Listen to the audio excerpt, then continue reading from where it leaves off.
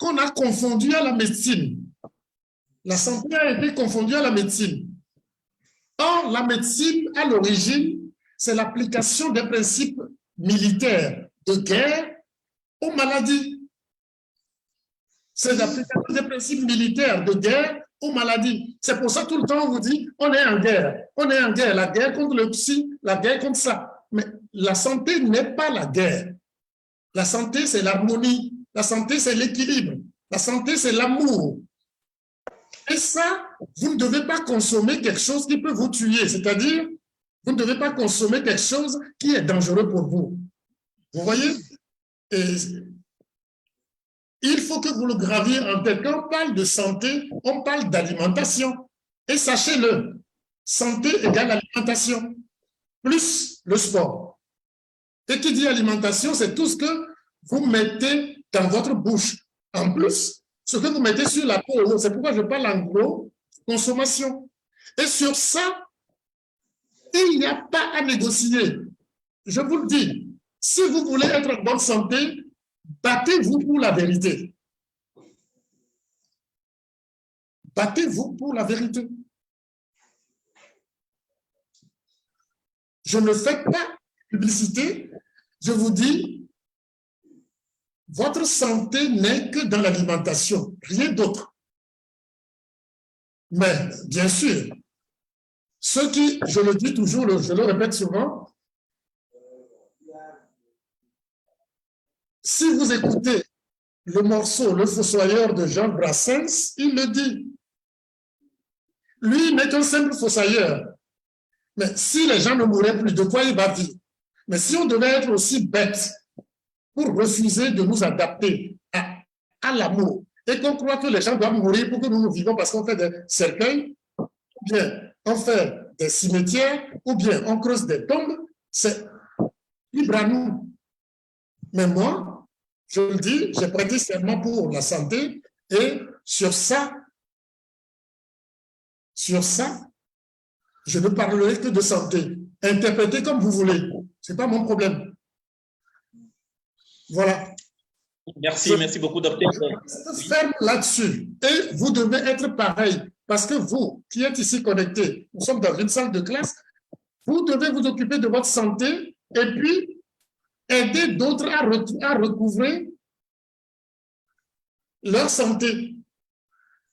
Et si vous allez déjà avec du mensonge, avec du faux, avec des chevaux de Troie, pour leur faire croire, ou bien pour les bercer d'illusions, vous êtes criminel, vous êtes complice d'homicide involontaire.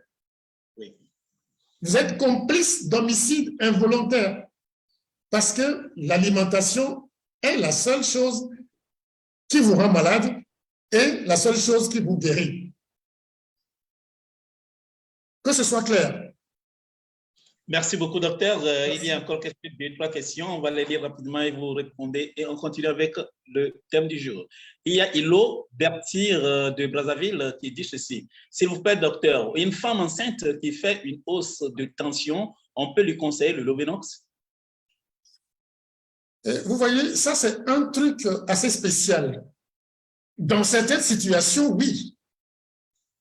Dans certaines situations, oui.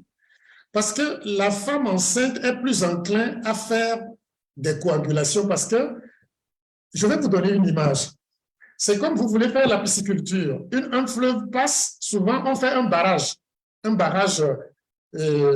pour dévier l'eau, pour garder l'eau, pour faire la pisciculture. Pour que l'enfant se développe en vous, l'enfant a besoin d'un stock de sang et autres. Ce barrage-là s'appelle placenta. Et tout autour, là, tout est dévié de façon à ce que l'enfant n'ait pas de problème d'irrigation. La plupart du temps, le sang se coagule dans ces environs. C'est pour ça que les gens ont des problèmes d'hémorroïdes, des varices, des trucs, tout ce qui est là. Et même les urgences concernant la grossesse sont liées à des caillots. Mais maintenant, ce qui est fait, ce qui est distribué pour la personne qui pose la question, C'est ce qu'on nous fait croire. Mais je vous le dis, toutes les urgences en gynéco-obstétrique sont des urgences liées au caillot. Donc, dans certaines situations, seul le Lovenox, la dose, ça dépend de la dose, seul le Lovenox sauvera et la mère et l'enfant. Et ceux qui sont dans la salle, qui sont du corps médical ou bien qui sont gynéco, si Dr Amadou est là, s'il vous parle un peu de ce qu'on appelle l'hématome rétroplacentaire, avec un décollement du placenta, qui est très féticide, qui peut même tuer et l'enfant et la mère, vous allez tout comprendre. Mais bon, on n'est pas ici pour ces considérations un peu savantes. On le sait, mais je vous le dis, le Lovenox peut s'utiliser, mais il faut que ça s'utilise sous surveillance, avec un bilan clair, un bilan correct. Ça s'utilise et ça peut s'utiliser. Voilà. Merci beaucoup. Oui, merci. Il y a Kazim Askari qui dit ceci. Bonjour docteur, par rapport à la consommation des alicaments, est-il favorable pour les femmes enceintes? Les femmes enceintes mangent, non? J'ai répondu. OK. On a compris, ce qui veut dire que les femmes enceintes aussi peuvent en consommer. Il y a Romanus qui dit « Bonjour docteur, bonjour à tous. Peux-tu nous dire ce qu'on appelle europathie optique de Leber et comment les soigner avec les produits AIM ?» C'est un cas trop spécifique, je n'en parlerai pas. Mais il a mal dit ou bien il a mal écrit et tu as mal lu. Donc, oui, je n'en parlerai pas. C'est des trucs, c'est-à-dire vous devez comprendre le général pour aller dans des trucs assez spécifiques et savants. On n'a pas besoin de ça. Je vous dis tout le temps, c'est une autre façon de faire l'esclavage. Quelqu'un va à l'école et il est abruti, récite des conneries et il croit qu'il connaît. Les animaux n'ont pas besoin de ça. Ils n'ont pas besoin de médecins. Ils sont dans la brousse. Quand vous les laissez tranquilles dans leur brousse, ils sont en bonne santé. Ils savent ce que c'est. Donc, c'est les principes de base ici que nous allons partager. Si quelqu'un veut un truc particulier qui a un intérêt global, je répondrai. Mais un truc trop spécifique, je dirais non. OK, merci beaucoup, docteur. Il y a quelqu'un qui levait la main. Je voudrais lui donner la parole, mais bon, la personne a désisté. Donc, on va maintenant commencer avec le thème du jour. Ah oui, c'est Abel Magnon. Abel Magnon, oui, Abel Magnon. Allô? Allô, monsieur Abel? Allô, monsieur Abel? Allô, bonjour la salle. Oui, bonjour, monsieur Abel, comment est-ce que vous allez? Je vais bien, bonjour docteur, merci pour tout ce que vous faites pour la santé. Merci, on est ensemble. J'ai une question par rapport à la maladie d'Alzheimer. Est-ce qu'on peut traiter cela avec nos produits de AIM et comment procéder? Bien sûr, les produits AIM aident à ça. Et la maladie d'Alzheimer, si vous vérifiez correctement, vous allez voir que c'est des coagulations dispersées et calcifiées sur la tête des gens. Donc, vous voyez que c'est des problèmes de circulation toujours. D'accord. Le Parkinson aussi. Mais les problèmes de circulation sont plutôt localisés au niveau du cerveau. Là, ça revient au même. Voilà. Mais dans ces maladies-là, Alzheimer et Parkinson, la première des choses que je vais vous dire, c'est qu'il faut éviter que les gens aient des métaux dans la bouche. Il faut éviter que les gens aient des métaux dans la bouche. Dans la bouche. Ça veut dire que tout ce qu'on vous appelle amalgame, plomb ou quoi que ce soit, prothèse, il faut, tout ce qui est métallique, il faut les enlever. Et normalement, il faut des trucs amovibles, c'est-à-dire qu'on peut enlever le soir et dormir avec. Quand vous voulez sortir, vous les replacez. C'est difficile dans certaines situations, mais c'est mieux comme ça. Si vous voulez guérir quelqu'un qui a ça, la plupart du temps, quand vous avez ces maladies, personne ne va voir le dentiste. On va voir le neurologue et qui lui-même n'en sait rien du tout. Donc, il vaut mieux, quand vous voulez le faire, les alicaments aident. à guérir ces choses, ben, il faut veiller à ce que la bouche de ces gens n'ait pas de métaux lourds. N'est pas du tout de métaux lourds. Je vais vous donner un témoignage. Je ne me rappelle plus d'ailleurs, si je me rappelle même du nom, je ne vous donnerai pas le nom. Il y a un professeur d'économie, je crois que c'est en 2014 ou 2015, qui est passé me voir. Après, à Lomé, après qu'il ait consulté plusieurs fois des neurologues, que ce soit les professeurs de neurologie à Lomé et en France, on lui a prescrit plein de produits, mais quel problème il avait? Il avait une décharge électrique sur la tête tout le temps. Il avait une décharge électrique sur la tête tout le temps. Et même quand il prend le téléphone, des fois, il est électrocuté. Et quand il est venu chez moi, je l'ai écouté patiemment et il a raconté un peu son périple, son tourisme médical. Et quand il a fini, je lui ai posé la question de savoir, est-ce qu'il sait ce qu'on appelle une pile? Il dit oui, que tout le monde qui a fait quatrième sait ce qu'on appelle une pile, parce que c'est un liquide dans lequel on plonge un métal. Et je lui ai dit, tel qu'il me l'a dit, c'est très bien. Est-ce que dans sa bouche, il n'a pas des piles? Il me dit, comment il peut avoir des piles? Il a dit, non, mais dans sa bouche, il a des piles.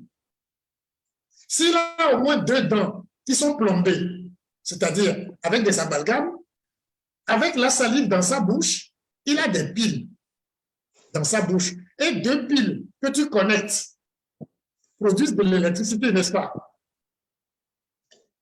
Et je lui ai dit, c'est simple, j'ai mis un neutraliseur sur son téléphone et je l'ai appelé, il a décroché, il n'a rien senti.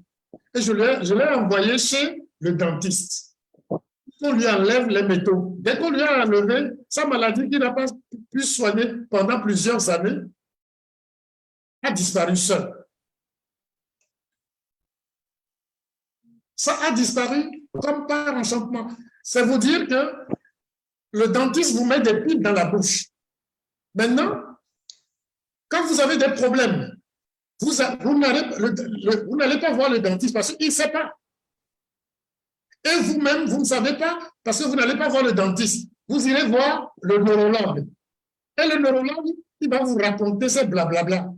Excusez-moi, dans ce cas précis, c'est des blablabla. Et on te prescrit des médicaments, les neuroleptiques et consorts, qui ne servent à rien, qui t'empoisonnent. Alors qu'il a suffi que je l'envoie chez un dentiste pour qu'on lui enlève les métaux dans la bouche et que sa maladie disparaisse. Pourtant, il dit tout le temps, j'ai des décharges électriques sur ma tête. Mais vous voyez ce que c'est? C'est pour ça, attention, attention. Voilà, c'est une petite parenthèse. Merci beaucoup, docteur. Merci pour votre témoignage. On va maintenant commencer. Je faisais des choses, quand on vous raconte, quelqu'un qui écoute ça va dire, mais tiens, comment? Ça, c'est de la sorcellerie. Comment lui, il a su que... Mais c'est parce que la médecine, ou bien les médecins ont oublié la science fondamentale. C'est cette science-là qu'il faut appliquer à la santé. Et on se contente de réciter. Et plus vous récitez bien, on vous dit brillant.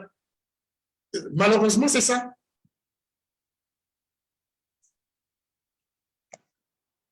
Malheureusement, c'est ça.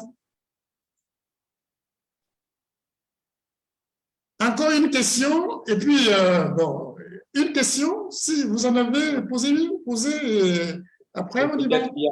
Ouais. Ok, bon, c'est plutôt des messages de félicitations. Il y a Dior qui dit Pawe. Et Abdel Apemignon qui dit merci beaucoup, docteur Pawe. Donc, pour le moment, il n'y a plus de questions. Bien, bonjour à vous, rebonjour. Oui. Chaque fois qu'on vient ici, il faut que nous essayions de nous rappeler des principes de base, des fondements de la santé, les b.a.-ba de la santé. Et c'est pour ça que chaque fois que je viens, je vous pose les mêmes questions. Il faut que ça rentre dans vos habitudes, mais je ne voudrais pas avoir, comme le système qui m'a formé, des répétiteurs, des perroquets, non, mais des choses que vous intégrez pour raisonner. Alors, merci beaucoup, docteur. Comme vient de le dire, oui, on ne vous entend plus là. Allô? Docteur, nous allons commencer avec le thème. Tous ceux qui sont dans la salle, tous les distributeurs, nos salutations à tous nos fondateurs. Le thème du jour, c'est « Chantons ensemble notre amour pour la santé ». Santé égale amour égale vérité naturelle. Donc, c'est de ce thème qu'on va débattre avec Dr Jean-Paul Amégan aujourd'hui. Moi, je suis Fabrice Folijon-Diakacho. Je suis formé par Dr Jean-Paul Amégan. Je suis naturopathe aussi. Donc, nous allons commencer. On va s'adresser au docteur. Rebonjour, docteur. Bonjour, bonjour, comment ça va? Nous allons bien et chez vous? Alhamdoulilah, je vais bien, je me sens bien aussi. Très bien. Donc, aujourd'hui, le thème, c'est « Chantons ensemble notre amour pour la santé ». Santé égale amour égale vérité naturelle. Alors, docteur, qu'est-ce que vous voulez nous dire par cette phrase? On va recommencer par nos habitudes. Hein? Qu'est-ce qui nous fait vivre? Eh bien, la salle, le docteur nous pose des questions. On nous demande qu'est-ce qui nous fait vivre? À vos claviers, ou bien si vous voulez intervenir directement, vous levez la main, on vous donne la parole. Qu'est-ce qui nous fait vivre? Envoyez la réponse rapidement. Nous sommes plus de 80 dans la salle. Qu'est-ce qui nous fait vivre? À vos claviers, il y a déjà des messages qui arrivent.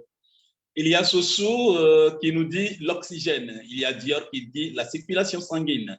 Il y a Abel Apémignon qui dit l'oxygène et la bonne circulation sanguine.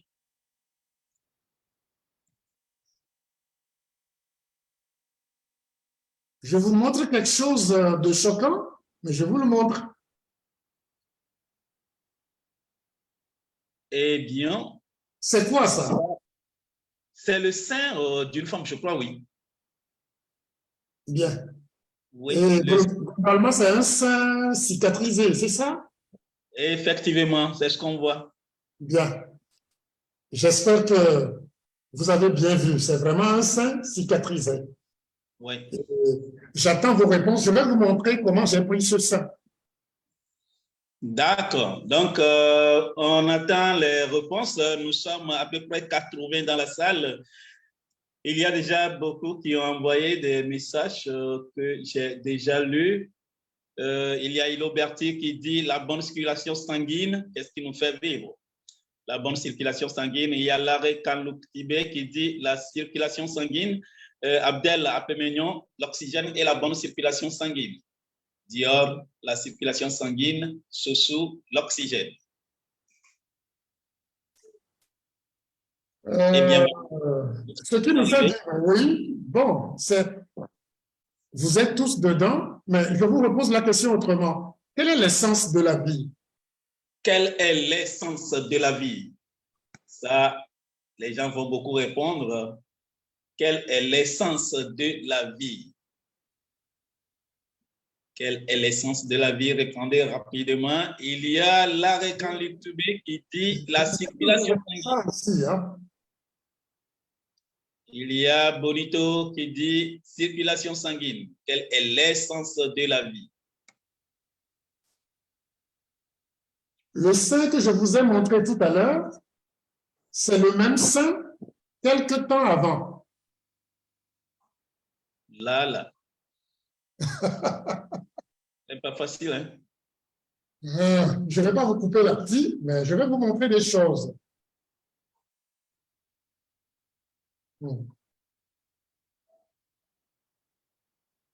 C'est le même sein?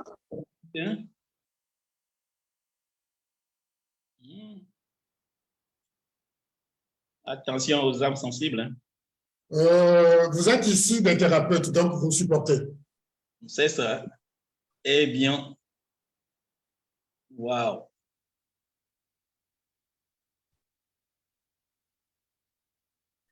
C'est un cancer du sein en 2013 ou 2014, si j'ai bonne mémoire. Un sein totalement pourri, qu'on n'a pas opéré. Donc, je vous ai montré la cicatrisation tout à l'heure. Quand tu vois ça, tu ne pourras même pas manger la viande. Ça, c'est vrai. Bon.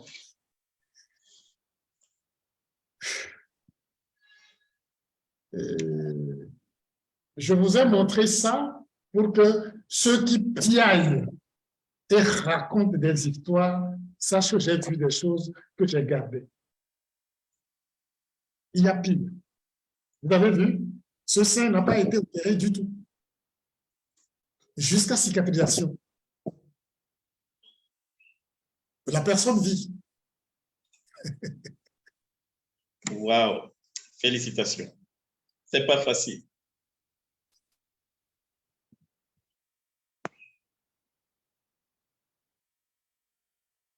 Que Dieu permette à ce que la vérité soit dite et que les humains partagent l'amour. Il ne suffit pas d'être un pleutre quelque part et jouer aux cloportes pour emmerder les autres qui veulent dire la vérité, qui veulent bien faire.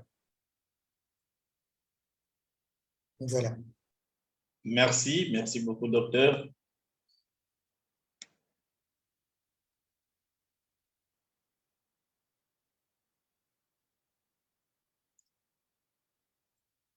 Bien. Les réponses.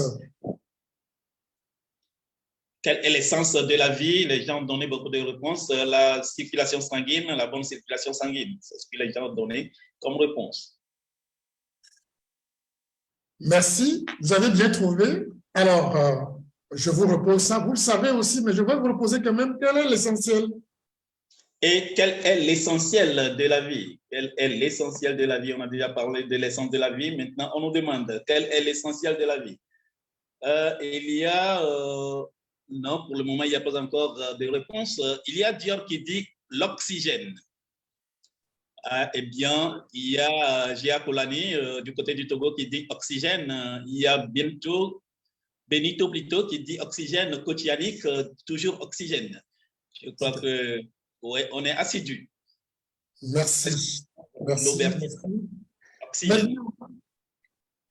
Lorsque vous voulez prendre quelque chose comme aliment, quelle doit être la condition? Lorsque vous voulez prendre quelque chose comme aliment, quelle doit être? La première condition. La première condition, lorsque vous voulez prendre un aliment, qu'est-ce qui doit être la première condition?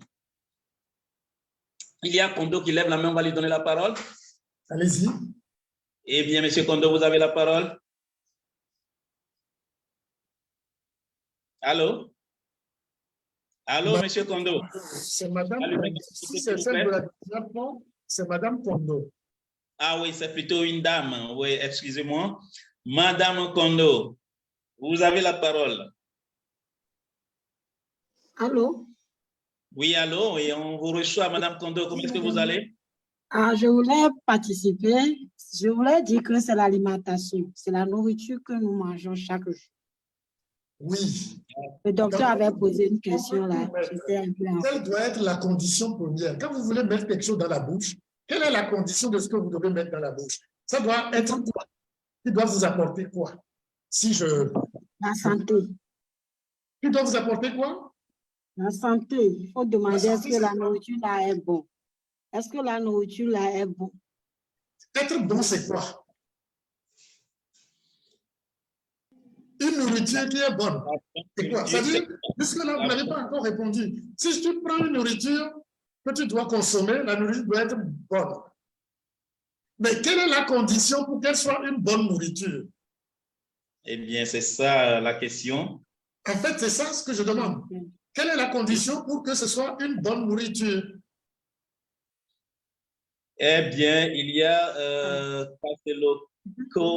qui dit cet aliment doit nous apporter de l'oxygène.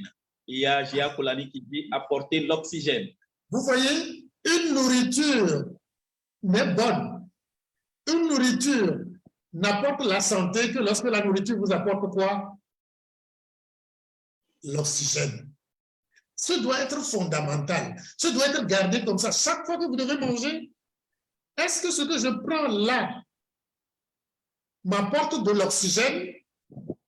Si oui, c'est bon. Sinon, attention. Donc, quels sont les aliments qui peuvent nous apporter de l'oxygène et dans quelles conditions? Eh bien, quels sont les aliments qui peuvent nous apporter de l'oxygène et dans quelles conditions? Oui, les nourritures, les aliments qui peuvent nous apporter de l'oxygène. Allez-y rapidement, nous sommes très nombreux dans la salle, plus de 80. Il y a Aïssatou qui dit les végétaux. Oui, lorsque je prends les végétaux, comme chez nous ici, et je fais mon tchèque, c'est-à-dire le riz au poisson, je mets les végétaux dedans, je carbonise ça. C'est des végétaux toujours. Est-ce que ça m'apporte de l'oxygène? Non. Voilà. Déjà carbonisé. Vous voyez? Quand vous répondez maintenant, il faut toujours préciser, il faut vous comprendre, qu'on soit sûr que vous avez compris et que vous pouvez maintenant amener quelqu'un à se régénérer. Vous voyez? Donc, les légumes et les fruits, c'est-à-dire les végétaux en gros, mais vous devez les prendre non carbonisés. C'est comme, vous savez que dans la nature, c'est les végétaux qui produisent l'oxygène, que ce soit l'oxygène que nous respirons ou ce que nous mangeons. Mais quand vous brûlez un arbre, est-ce que l'arbre peut encore produire l'oxygène? Quand vous brûlez un arbre, est-ce que l'arbre peut encore produire de l'oxygène? Il y a un message qui est là, c'est de Messan qui dit fruits et légumes crus ou à la vapeur. Ça, vous mélangez la lecture parce que ça, c'est déjà passé. C'est ça. Il y a Kondo qui vient de répondre à la question que le docteur vient de poser. Il dit non. Il y a Léo Berthier aussi qui dit non. Il y a Diop qui dit non. Batako qui dit non. Vous voyez, un arbre brûlé ne peut être pollué par les fumées et autres. Ça ne peut pas vous apporter de l'oxygène. C'est exactement ce qui se passe dehors, qui se passe en nous aussi. Maintenant, en nous, c'est un milieu fermé. Si vous mettez de la fumée et autres, il faut l'éliminer. Et pour éliminer la fumée, il faut quand même oxygéner encore. Vous voyez, le peu d'oxygène que vous avez en vous, à cause du feu que vous avez mis en vous. Ce feu en vous s'appelle comment? Pour tous ceux qui me suivent jusqu'ici, quand il y a le feu en vous, comment on appelle ça? Comment on dit ça en médecine? Ou bien en santé? Quand il y a le feu en vous. Oui, ce feu-là qui est en nous, là, comment est-ce qu'on l'appelle? Eh bien, envoyez vos réponses rapidement. Bravo. Quelqu'un l'a déjà dit. Inflammation. C'est une inflammation. Quand il y a le feu en vous, c'est une inflammation. Vous voyez? Quand il y a le feu, il va falloir encore chercher de l'oxygène. C'est aussi l'acidose. Oui, il va falloir apporter de l'oxygène. C'est inflammation, pas information. C'est inflammation. Inflammation. Peut-être que la personne a fait une faute de frappe, c'est inflammation. Il faut encore chercher de l'oxygène pour dépolluer l'intérieur. Vous voyez un peu? Donc, vous le comprenez maintenant? Être en bonne santé, c'est avoir de l'oxygène à gogo. Et ce que vous devez manger doit être des choses que vous adorez. Je ne vous dis pas d'être cannibale, hein, parce que si tu adores ton chéri et tu manges ton chéri,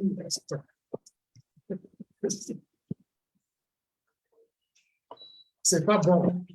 Mais ce que vous devez manger doit vous apporter de l'oxygène. Et chaque fois que vous devez manger, chaque fois que vous vous asseyez pour manger, il faut que cela vous apporte de l'oxygène. C'est fondamental. C'est ça qu'on appelle santé. La santé, c'est manger la santé, c'est manger de l'oxygène. Manger ce qui vous apporte de l'oxygène. Donc, vous voyez que les aliments carbonisés et chauffés au-delà de 100 degrés et cuits au-delà ne servent à rien, sauf le goût que ça vous donne. Ça ne sert à rien, en dehors du sucre que ça vous apporte. Et quand je le dis comme ça veut dire aussi le pain et consort. Vous voyez? Alors, est-ce que jusque-là, ça va? Donc, la santé, manger la santé, c'est garantir à chaque repas qu'il y a un minimum d'oxygène que vous ingurgitez, que vous mettez dedans. Ça s'appelle les nutriments et autres, mais ces nutriments, ces oligo-éléments et consorts ne sont donnés que par les végétaux. Plus, c'est-à-dire les fruits et les légumes crus, ou à la vapeur pousse. Est-ce que jusque-là, ça va? Je crois que oui, ça va, on reçoit très bien. Donc, si je vous redemande encore, je sais que vous l'avez déjà fait plusieurs fois, mais si je vous redemande, définissez la santé, c'est quoi? Être en bonne santé, c'est quoi?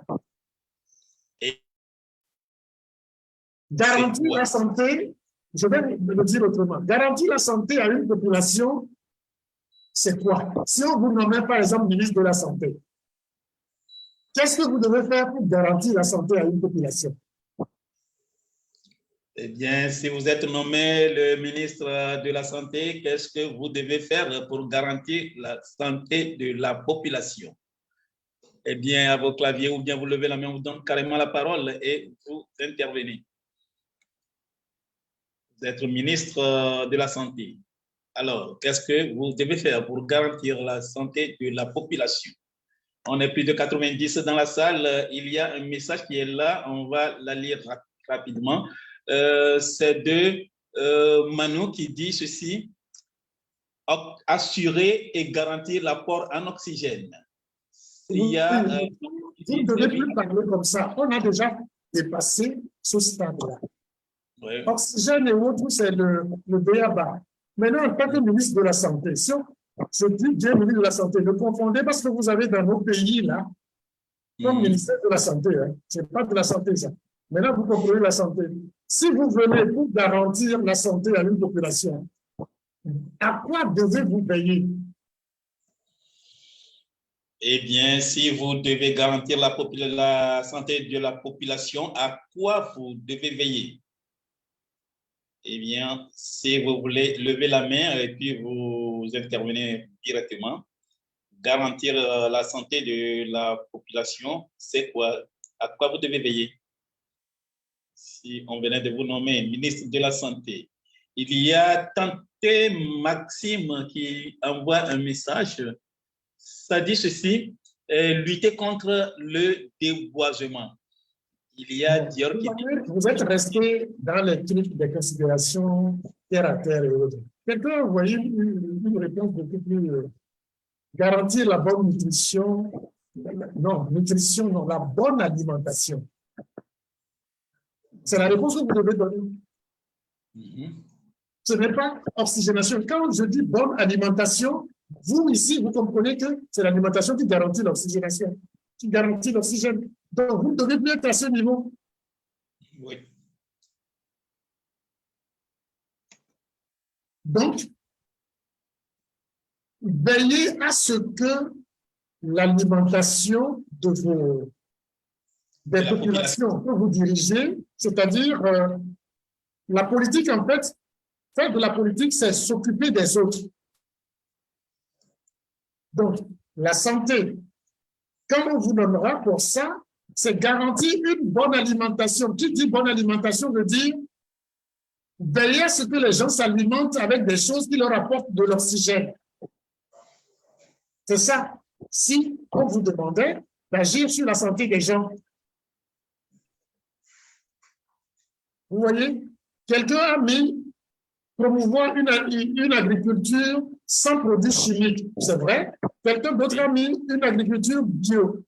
C'est pas faux, mais je vous dis, moi, je n'aime pas le mot bio parce que bio veut dire 17% de naturel. Or, la santé doit être avant tout naturelle. Si tu mets 83% de poison et tu mets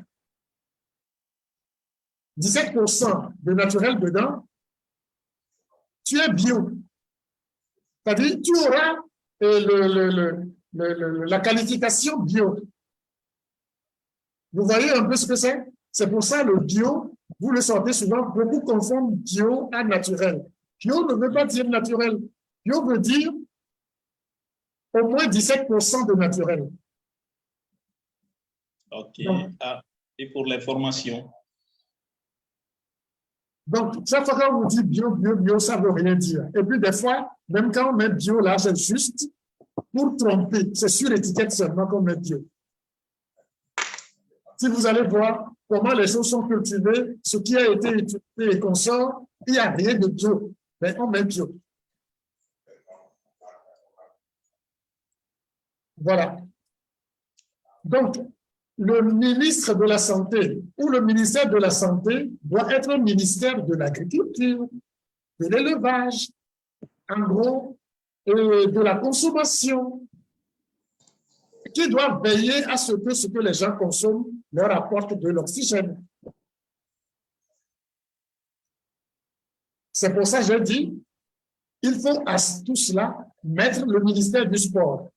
Pas le sport de compétition, non, mais le sport comme les animaux le font dans la brousse. Voilà, marcher, courir un peu, et puis faire du jogging. Voilà, ça doit être, c'est ça, le ministère de la Santé, c'est de ça il doit s'occuper. Ce que nous avons dans le pays, là, c'est le ministère des Soins.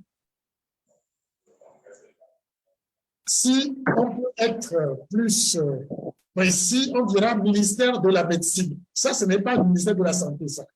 Ça n'a rien à voir avec la santé. C'est pour ça, d'ailleurs, vous voyez que là, et les médecins, ils ont les mêmes maladies que vous.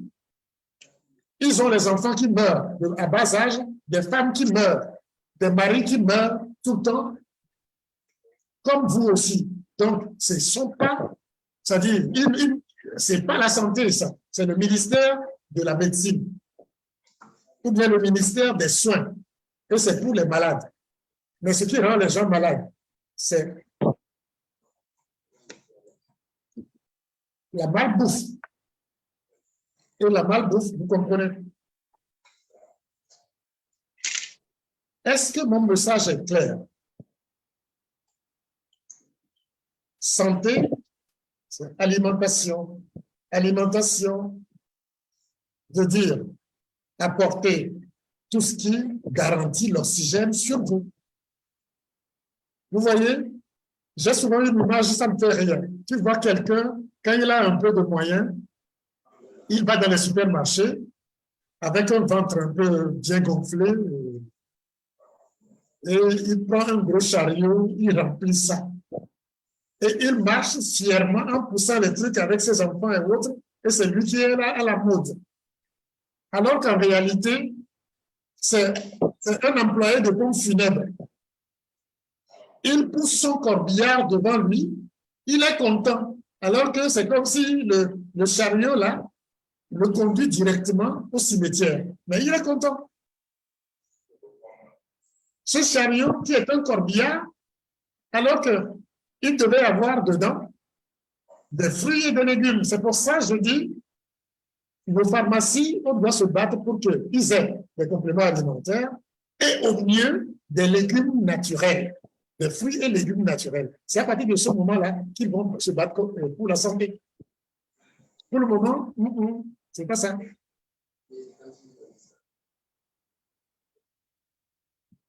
Non, hein, on est content. Hein, le samedi, le soir, on va dans les crèmeries, ou bien on va dans les supermarchés, un gros chariot, on remplit ça et puis on est content. C'est encore bien.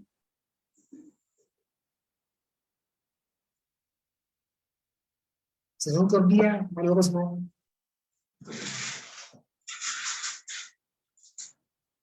Bien.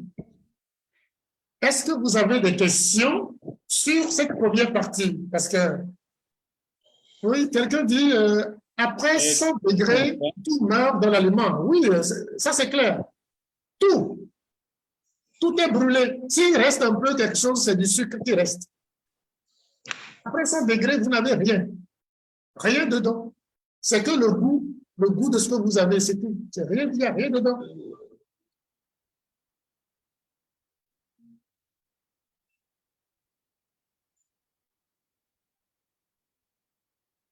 Voilà. Donc, vous comprenez maintenant que ceux qui sont au village avec leur feu doux et ce qu'ils font, il y a des raisons qu'ils soient en meilleure santé que nous en ville.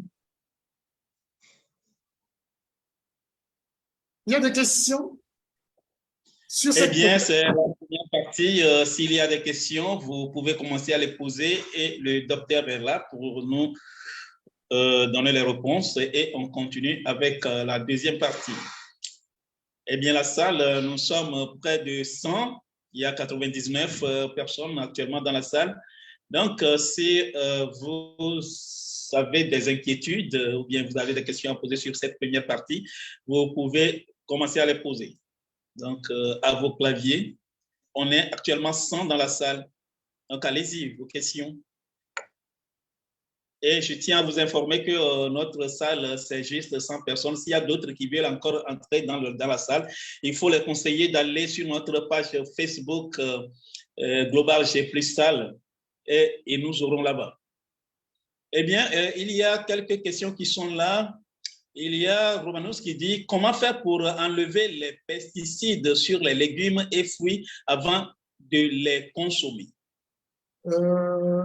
La simple façon d'enlever les pesticides, quoique cette méthode n'enlève pas tout, c'est de plonger les fruits et légumes la nuit, toute la nuit dans de l'eau.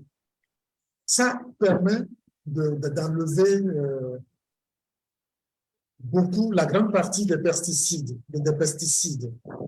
Mais mieux, vous pouvez faire un bain de bicarbonate aussi. Je vais faire une session spéciale sur le bicarbonate, comment l'utiliser pour vous aider à avoir une très bonne santé. Mais faire un bain de permanganate qui enlève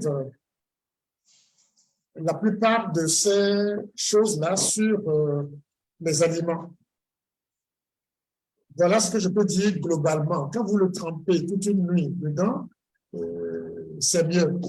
Mais pour des fruits qu'on peut éplucher, il faut aussi enlever la peau. En enlevant la peau, vous enlevez presque tout. Mais vous savez, des fois, même les bandes roulantes sur lesquelles passent les fruits et les légumes, avant qu'on les conditionne, les contaminent même à l'amiante. Donc, il y a d'autres techniques que lors d'une formation spéciale, on va en parler pour que vous puissiez vous aider à les éliminer. Mais tremper toute une nuit dans de l'eau, ça va enlever la plupart de ce qui est assez dangereux, facile à enlever. C'est déjà bon. Merci beaucoup, docteur. Dans votre intervention tout de suite, vous avez parlé de permanganate. Hein? Pardon, on peut utiliser le permanganate, mais je voulais parler plutôt du bicarbonate. Ok, d'accord. Ok, merci. Merci Parce beaucoup, docteur. Il y a des choses assez dangereuses. Vous savez, par exemple, on dit aux gens d'utiliser du javel. Mais le javel, comment ça se dit en français? En anglais, on dit javel food grade. Voilà, comestible. Entre le javel comestible et le javel blanchissant, il y a une grande différence. Mais ce qui se vend souvent au marché, c'est le javel blanchissant qui est un poison, mais que les gens utilisent souvent pour nettoyer les fruits et légumes. Vous voyez, encore ce que je dis là, si vous sortez du cadre, là, ça va faire encore un tollé. Mais je vous le dis. Non, on parle de santé et je dois être honnête avec vous, je dois être sincère avec vous, je dois vous dire la vérité. Le javel blanchissant qui va laver vos chemises, blanc, blanchir le truc, est différent du javel comestible. Mais quand vous allez au marché, est-ce que vous connaissez la différence? Non. Ceux qui vendent même ne connaissent pas la différence. Wow. Vous voyez le danger? Oui. Je peux par exemple tout de suite aller dans ma chambre, amener de l'acide chlorhydrique et verser dans ma bouche de l'acide chlorhydrique. Vous allez crier, oh, l'acide chlorhydrique est dangereux comme ça qui tue lui-même. Oui, il y a l'acide chlorhydrique comestible et ce qui n'est pas comestible. Il y a des détails que normalement l'association des consommateurs devait Exiger. voilà, exiger pour pouvoir faire des publications, pour pouvoir informer les gens. Mais les gens n'ont aucune notion de ces choses-là. Quand j'en parle, j'attire votre attention seulement. C'est pour ça, ce qui est dangereux, ce qui est très dangereux, je n'en parle pas. Regardez par exemple, quand vous allez acheter de la viande dans les supermarchés, de la viande congelée, la plupart de ces viandes-là contiennent des nitrites, c'est-à-dire des nitrates de potassium et de sodium, qui sont des poisons, mais qui permettent de conserver la viande et de lui garder une couleur donnée. Quand je vous donne, je vous parle des nitrites, c'est-à-dire des nitrates de sodium et de potassium, vous n'en savez rien du tout. Vous allez acheter une viande de bonne couleur, vous êtes content parce que vous allez acheter la viande en supermarché, mais vous devez aller à l'abattoir, normalement.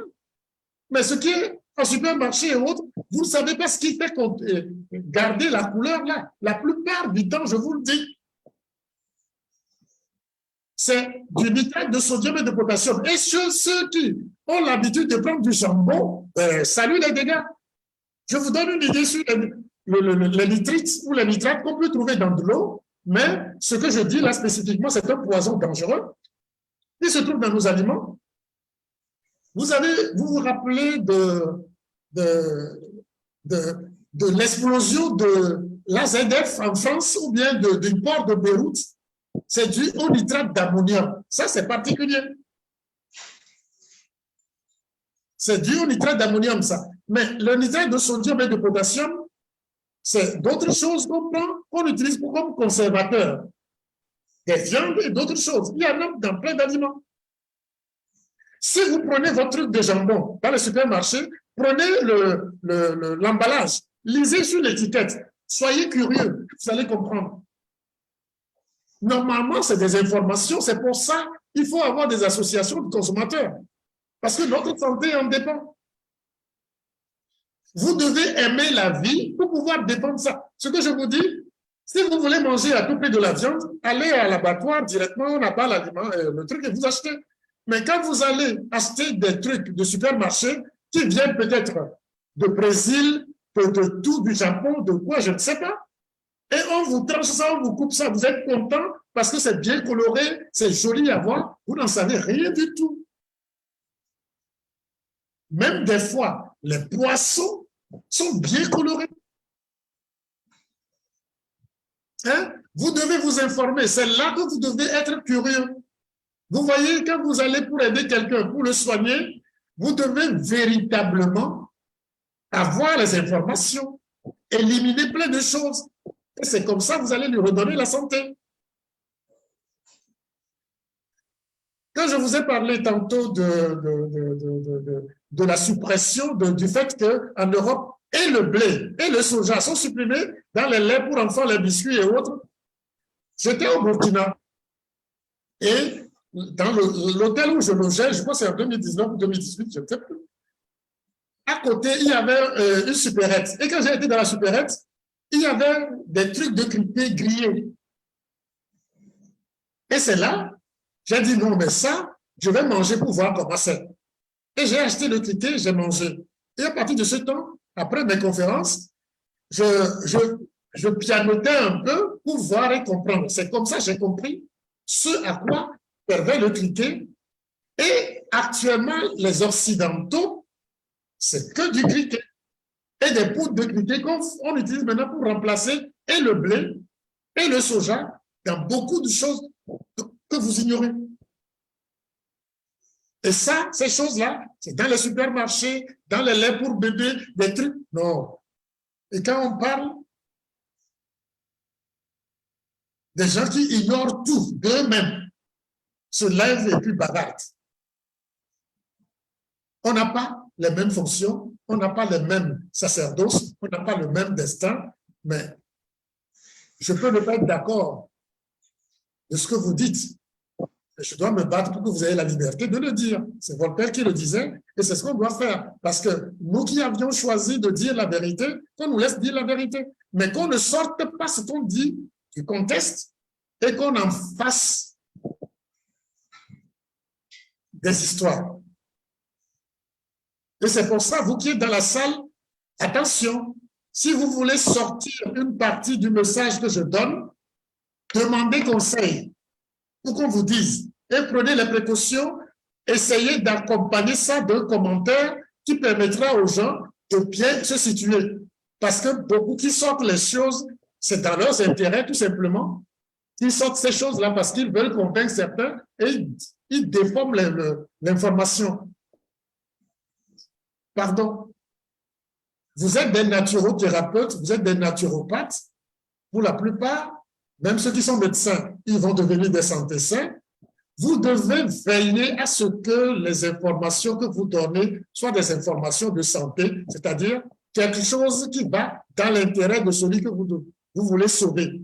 S'il comprend, c'est bien. S'il ne veut pas comprendre, abandonnez-le. Si vous allez chez quelqu'un qui est diabétique, vous lui dites, ne mangez plus de pain, et quelqu'un vient lui dire des conneries, il peut manger du pain complet. Vous lui interdisez. S'il refuse, abandonnez-le. Il ne veut pas guérir. Parce que si on ne biaise pas l'information, qui va prendre cette pain-là? C'est pour ça que celui qui veut vendre ça dit, non, le pain complet, vous pouvez manger, le pain de ci, vous pouvez manger même. Je vous dis, s'il est diabétique, il peut guérir, pain, c'est pain. Si vous allez et il fait des fantaisies, il dit, j'en prends un peu, abandonnez-le, il ne veut pas guérir. Il devrait continuer avec son insuline et les autres médicaments, les biguanides et autres, tant pis. Vous devez aller avec la santé et sans complaisance. Voilà. C'est pour ça que je prends mon temps de partager avec vous, de changer votre façon de penser. C'est essentiel. Voilà.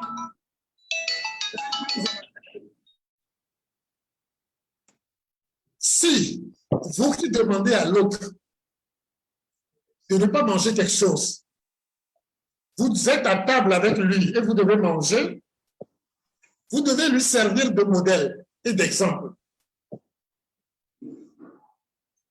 Si vous, parce que vous supposez que vous n'êtes pas malade, vous vous permettez de manger ce que vous lui interdisez et vous êtes à table avec lui, vous êtes criminel. Parce que vous lui donnez envie de manger ce que vous lui interdisez et puis vous êtes là, soit disant que vous le soignez. Non, vous le torturez plutôt.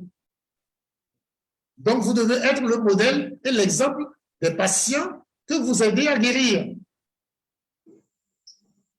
Et comme je le dis, je le redis, vous devez l'aider à manger ce qui donne la vie, ce qui est vivant. Et ce qui donne la vie, qui est vivant, apporte de l'oxygène. Toujours. Voilà.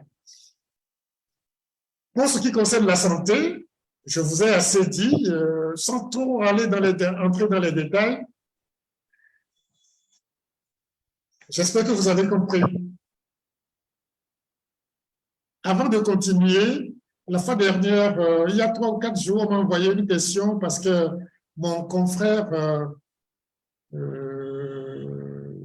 gynécologue demandait à ce que je vous parle un peu de comment diagnostiquer l'athérosclérose.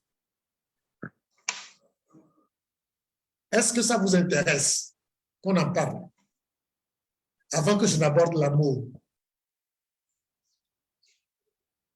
Eh bien, docteur, si vous pouvez expliquer ce que c'est, comme ça, bon, la salle des idées. Vous savez, chaque fois que je parle de caillots, je dis toujours les caillots, la coagulation sanguine, et les caillots de sang et les plaques d'athérome. C'est ce que je dis toujours. Chaque fois que je vous parle ici, c'est ce que je dis toujours. Caillots de sang et plaques d'athérome, c'est-à-dire ce qu'on appelle l'athérosclérose en gros. Et dans les communications qui existent jusqu'ici, on a fait croire aux gens que qui dit athérosclérose dit cholestérol et des plaques de cholestérol. qu'il y a des dépôts de cholestérol dans les vaisseaux. C'est ça qui fait quoi? Des mensonges enseignés, intéressés, alors que les plaques d'athérome n'ont rien à voir. Pour savoir que quelqu'un a une athérosclérose, dès que sa tension monte, vous devez savoir qu'il doit en avoir. Dès que la tension de la personne monte, vous devez savoir qu'il doit en avoir. Ça, il n'y a rien. Maintenant, il y a quelques signes qui permettent mieux de le savoir. Lorsque vous prenez par exemple la tension, la minima de la personne, c'est-à-dire le plus petit chiffre, ce qu'on appelle la minima, la minimale ou la diastolique, est souvent au-delà de la moitié de la systolique plus 1. Si je dois le résumer en gros, quelqu'un dont vous prenez la tension, qui a une diastolique ou une minimale ou la minima à au-delà de 9 au-delà, la plupart du temps a des plaques d'athérome, souffre d'athérosclérose.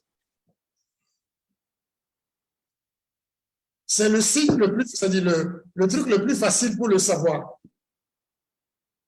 Maintenant, si vous êtes médecin, si vous avez des connaissances médicales, avec votre stéto, il suffit au niveau de l'abdomen de chercher ce qu'on appelle le souffle aortique. Vous voyez, ça c'est trop compliqué, mais lui, celui qui a posé la question, il comprend. On cherche le souffle aortique. Mais rien qu'en prenant la tension, la minima permet de savoir, lorsque la minima ne baisse pas en bas de 9, c'est que la personne a des plaques d'athérome.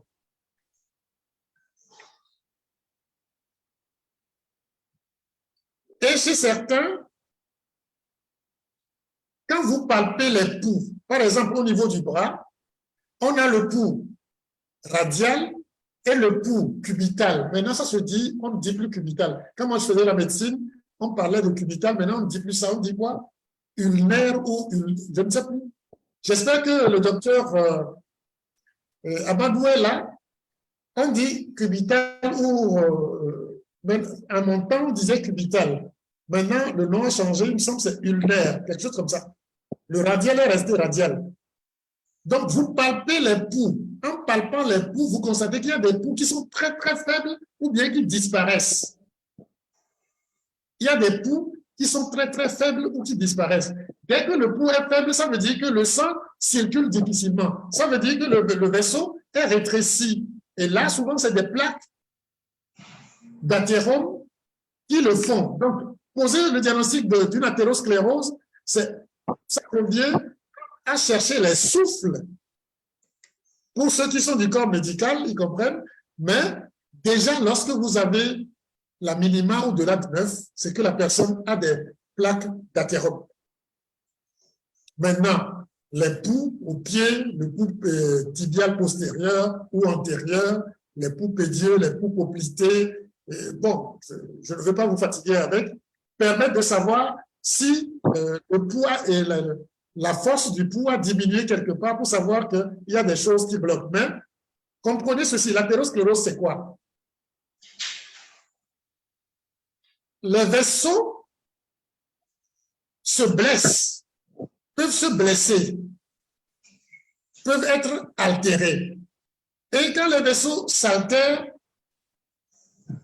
la nature ou notre organisme doit veiller à ce que le sang ne traverse pas la paroi, que le sang ne fuit pas son lit. Donc, il y a des choses dans le sang qu'on appelle les plaquettes qui vont plaquer et boucher le trou de la blessure qui se trouve sur le vaisseau.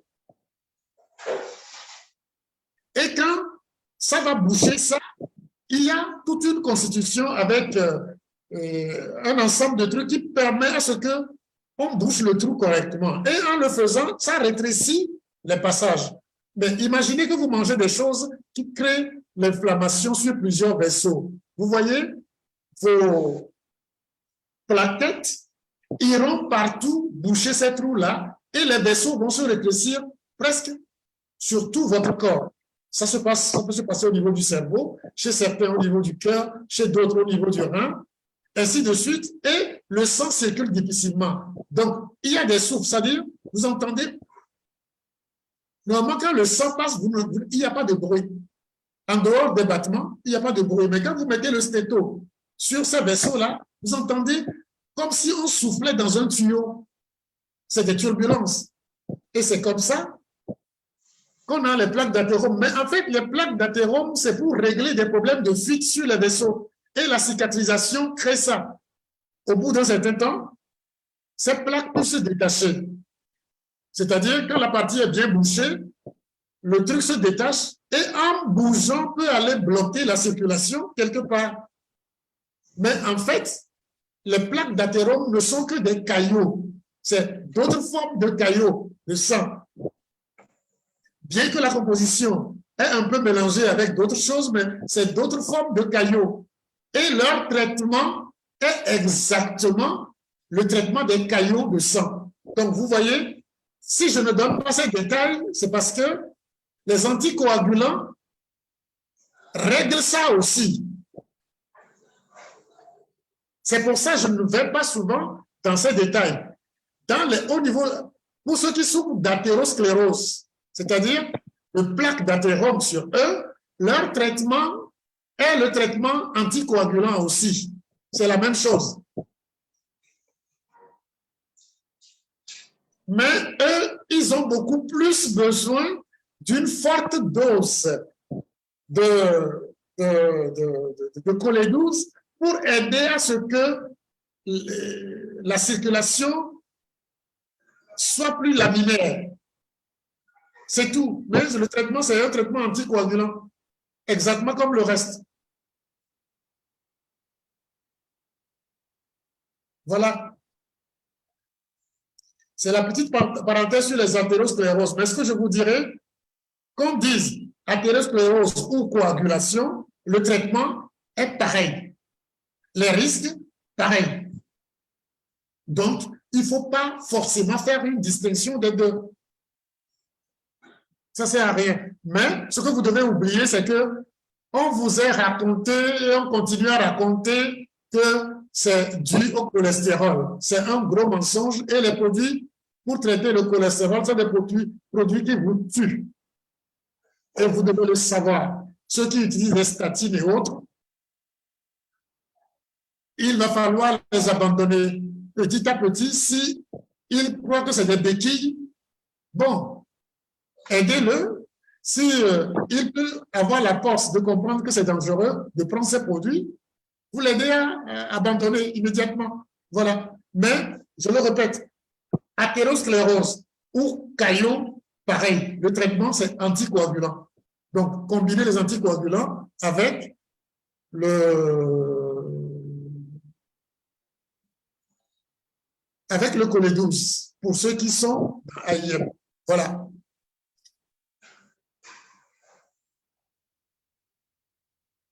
J'essaye de rendre le message assez simple, mais pour le docteur Amadou, il y a d'autres choses que je vais lui dire particulièrement parce qu'en tant que médecin, il y a certains signes qui lui permettront de savoir, mais vous, ça va vous ennuyer. Ce n'est pas la peine. Parce que ça sort de ce qui est clinique. Voilà. Merci beaucoup, docteur. Merci pour les explications. Aujourd'hui, la salle est pleine à craquer. Les gens sont même en train de m'envoyer des messages en inbox pour me demander comment feront-ils pour rentrer. Je vous montre une photo de la nuque de quelqu'un. Oui, on voit bien, c'est la nuque de monsieur. D'un monsieur, vous voyez très bien. Ce monsieur-là, de quoi il peut souffrir? Hein? De quoi il peut souffrir? Eh bien, ce monsieur dont on voit la nuque, de quoi peut souffrir ce monsieur? Eh bien, envoyez vos réponses rapidement. Il y a un message qui est là. On va voir si la personne ce monsieur, de quoi il peut souffrir? Quand vous voyez sa nuque comme ça, hypertension artérielle. C'est Soussou qui envoie la réponse. mais oui, il souffre d'hypertension artérielle. Est-ce que l'hypertension est une maladie? Est-ce que l'hypertension est une maladie? L'hypertension n'étant pas une maladie, il ne souffre pas d'hypertension artérielle. Il a une hypertension, mais il souffre d'une hypertension, non. Ne dites plus ces âneries-là. C'est ce qu'on raconte partout, là. C'est fini, là. Vous qui êtes ici, vous savez désormais que l'hypertension n'est pas un problème, ce n'est pas une maladie. Donc, ne dites plus ces conneries-là. Les mots ont leur sens et la parole est sacrée. Évitez de dire que quelqu'un souffre d'hypertension. Est-ce que vous pouvez souffrir d'être en bonne santé? Vous pouvez souffrir de réagir bien? Non. Bon, vous voyez, la parole est sacrée. Changez votre langage. Dire que la personne a une hypertension ou bien a sa tension qui monte, oui. L'hypertension n'est pas une maladie. Je le dis, oui. Je persiste, je signe. Si quelqu'un croit qu'il a autre explication, qu'il vienne pour en débattre. Qu'il soit prix Nobel et professeur de quoi, je ne sais pas, qu'il soit un gros scientifique, je veux bien qu'il me démontre scientifiquement que c'est une maladie. Ça n'a jamais été une maladie, ce n'est pas une maladie, ça ne sera jamais une maladie. Et ça n'a jamais tué quelqu'un. Ça n'a jamais provoqué ni d'AVC, ni d'arrêt cardiaque, ni d'insuffisance rénale. C'est faux. Je le dis, si quelqu'un se croit assez bardé scientifiquement pour en débattre, volontiers, ce serait avec plaisir, à Mondovision.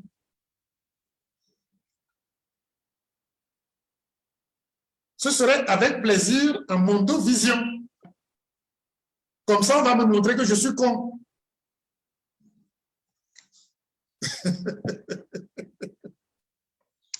Hein? Voilà. Alors, la personne souffre de quoi? La personne souffre de quoi? Quelqu'un a dit obésité, c'est bien. Mais ce n'est pas tout. Quelqu'un a dit coagulation. Je lui dis bravo. C'est que quand vous voyez quelqu'un comme ça, avec une nuque comme ça, c'est qu'il souffre. Hein? De coagulation. Même, il a des cailloux sur la tête. Et son organisme essaye de compenser un peu. Mais vous voyez, quand vous voyez la nuque comme ça, quand on dit mauvaise circulation, c'est tout à fait normal. Normalement, quand vous voyez une image comme ça, vous tracez, vous regardez derrière la personne, vous tracez un trait qui joint le lobe inférieur des oreilles. Vous tracez un trait qui joint le lobe inférieur des oreilles. Comme ça. Pardon? Vous voyez le lobe inférieur des oreilles, vous tracez un trait qui joint le lobe inférieur des oreilles.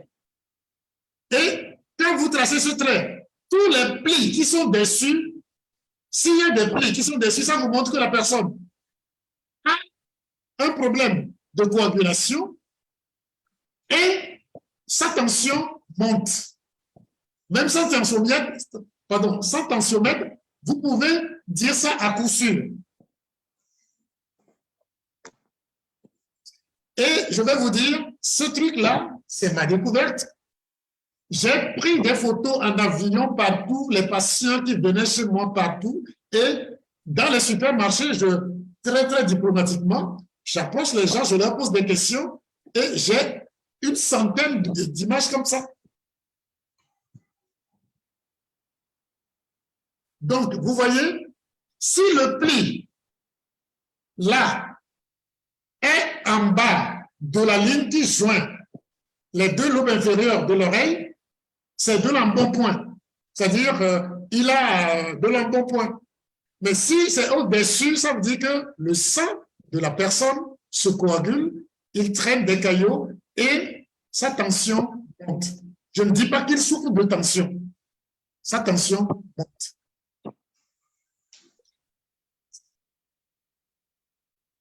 Je peux vous montrer encore d'autres images.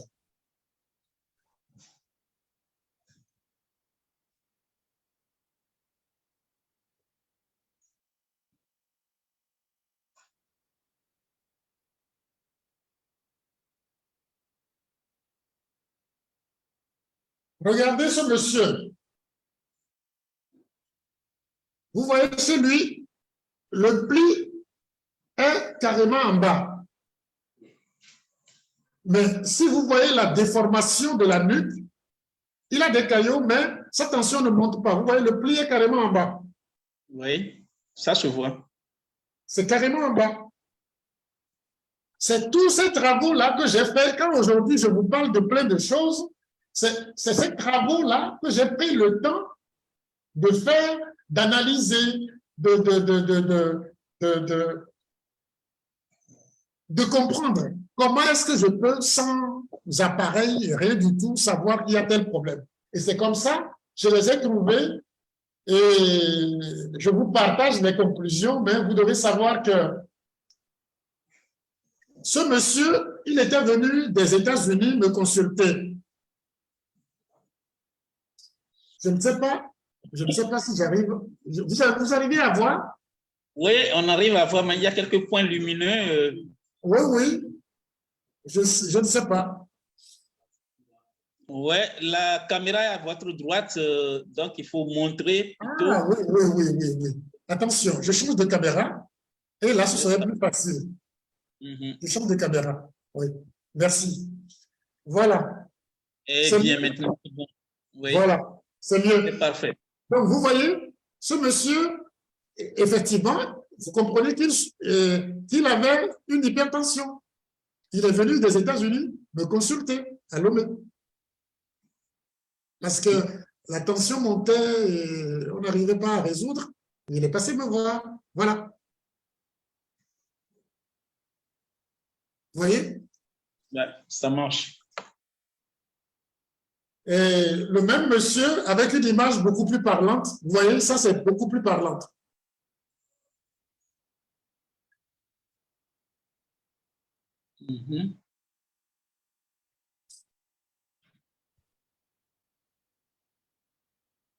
Il y en a comme ça des milliers que j'ai eu à garder parce que je voudrais démontrer à tous, je croyais que je faisais un travail pour mes confrères avec qui on devait partager science pour qu'on puisse mieux soigner les gens. Malheureusement, je dérangeais parce que je touchais à leur mangeoire. Voilà. Donc, il y en a, il y a des trucs. Je vais vous montrer aussi une autre image. Bon, Nefertiti, bravo. Vous voyez pourquoi chez les femmes, ça pose problème parce que les femmes, avec leur tissage et tout ce qu'elles mettent derrière sur la tête, ça empêche de voir ça directement. Vous voyez? Vous avez posé une question très intelligente.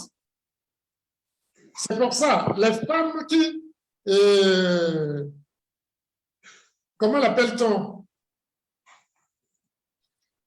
Mettent les mèches ou couvrent le truc avec je ne sais quoi. Vous voyez très bien que ces personnes-là, je vais vous montrer une autre image. Vous voyez, ça c'est une image que un confrère ici m'a passée la semaine dernière. On ne se voit pas bien. Tout. Oui. Vous voyez, la peau de la main est presque brûlée chez le monsieur. Oui. La peau de la main est presque brûlée. C'est ça. Je vais vous montrer une autre image. Encore, vous voyez la paume de la main presque brûlée, carbonisée. Oui. C'est un médecin ici qui était faisait partie de ceux qui ont fait la première formation. Vous le connaissez, je ne donne pas le nom. Regardez, j'ai montré la paume de la main brûlée et autres, vous allez voir. Lorsqu'on l'a mis sous anticoagulant, regardez, ça doit dire beaucoup de choses aux dermatologues, et vous comprenez. En un mois, sous anticoagulant, regardez.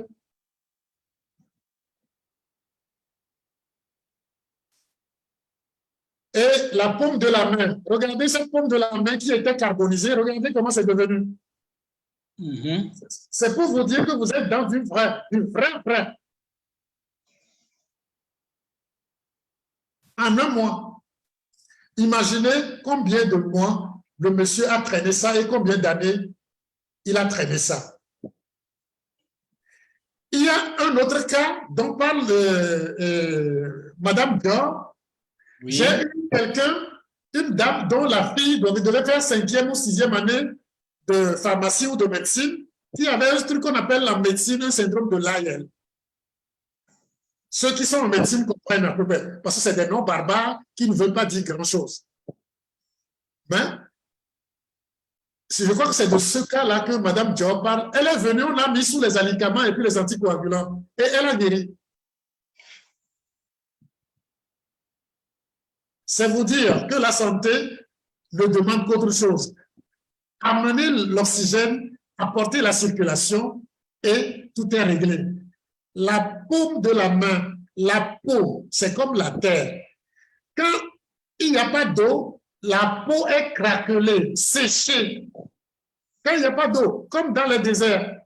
Et quand l'eau revient, comprenez à peu près. Et cette compréhension-là est une compréhension qui devait être universalisée pour que vous tous, vous puissiez convaincre ceux qui traînent encore à faire d'autres choses contre leur santé, de changer de façon de penser.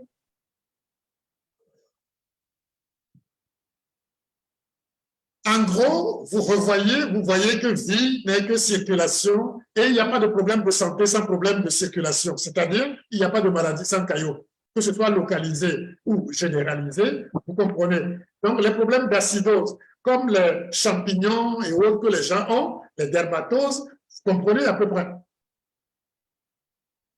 Voilà. Vous avez des questions? On va aborder l'autre côté un peu. Si vous voulez la santé, habituez-vous à écouter la vérité, à rechercher la vérité. Sans la vérité, vrai. Je dis bien vrai, pas des vérités. Vous devez chercher la vérité. Sans complaisance. Je vais vous dire quelque chose. Lorsque vous essayez de régler un problème que vous n'arrivez pas à régler, lorsque vous tentez de régler un problème que vous n'arrivez pas à régler, quelle devait être votre attitude?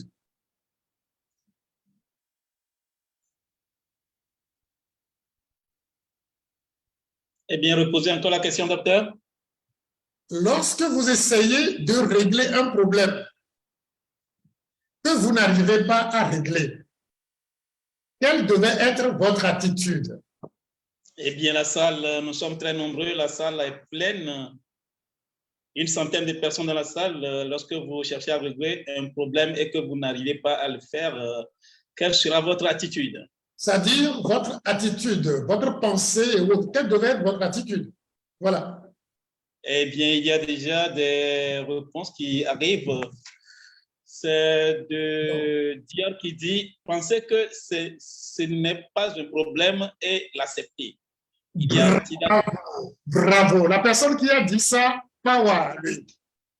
Pawa, c'est de dire. C'est qui? Vous voulez régler quelque chose que vous considérez comme un problème. Vous n'arrivez pas à le régler. C'est que la plupart du temps, ce n'est pas un problème à régler. Donc, c'est plutôt une vérité à accepter. Mais vous voyez là où se trouvent l'escroquerie.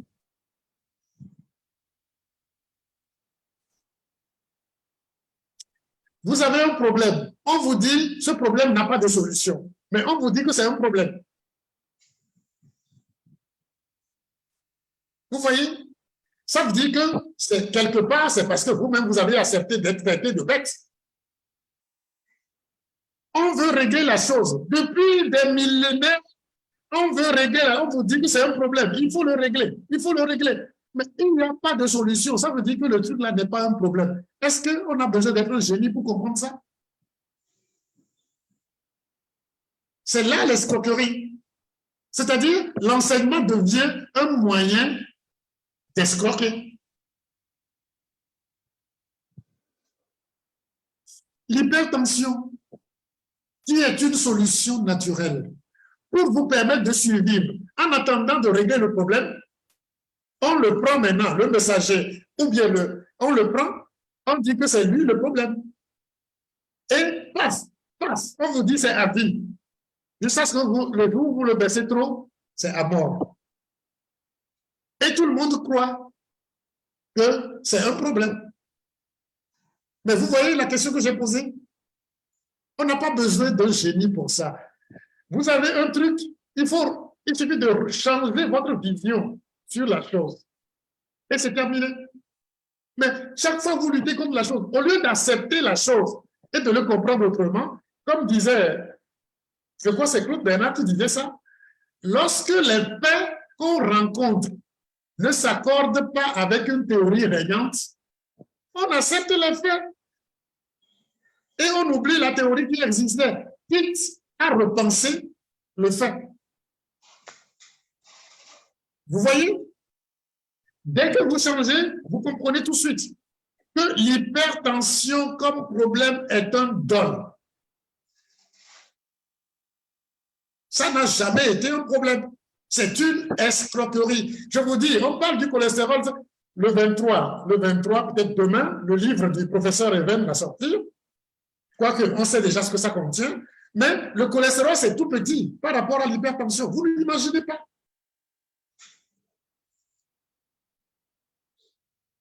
Et c'est là que vous voyez que les gens sont méchants, cyniques. Et on enseigne ça. Et on nous donne de gros diplômes avec. C'est comme le Ferdinand Oyono dans Le Vieux Nègre et la médaille. On lui donne la médaille, il dit oui, je suis docteur. Ça pavane, je suis secrétaire, si ça se pavane partout. Alors que c'est un nulard qui perd sa femme, ses enfants, comme tout le monde. Mais il a oublié que son pied n'étant pas adapté au pied du blanc, il faut ouvrir une fenêtre dans la chaussure pour que son pied puisse respirer. Ceux qui ont lu Le Vieux Nègre et la médaille de Ferdinand Oyono comprennent ce que je dis. C'est exactement ce que nous avons. De gros diplômes de gens complices d'homicide involontaire parce que nous avons renoncé à réfléchir par nous-mêmes. Et quand je le dis, je suis traité de tous les noms. Alors que moi, je n'ai juré que pour la santé. Voilà. Maintenant, quand tu prends l'autre comme une chose, un numéro, un compte en banque, et tu oublies que c'est ton semblable, c'est là le problème. Et c'est pour ça, je viens au deuxième niveau. Quelle est la règle qui doit guider notre vie?